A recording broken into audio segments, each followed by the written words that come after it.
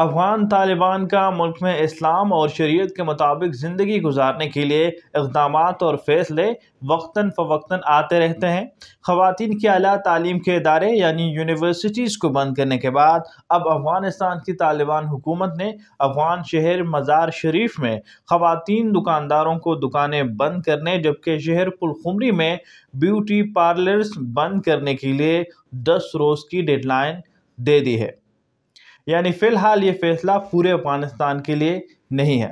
بلخ صوبائی محکمہ امر بالمعروف و نہی عن المنکر کا کہنا ہے کہ مزار شریف میں خواتین اور مرد ایک ساتھ کام کر رہے ہیں، اس لیے خواتین دکانداروں کو دکانیں بند کرنے کا حکم دیا۔ دوسری جانب شہر پلخمری میں بیوٹی پارلر کی مالکان کا کہنا ہے کہ بغلان صوبے کے گورنر نے انہیں 10 روز کے اندر پارلرز بند کرنے کا حکم دیا ہے، اس کے بعد سیلونز کو کام کرنے کی اجازت نہیں ہوگی۔ آپ کا اس خبر کے بارے میں کیا کہنا ہے؟ ہمیں کامنٹ میں بتا دیجیے۔ بہت بہت شکریہ۔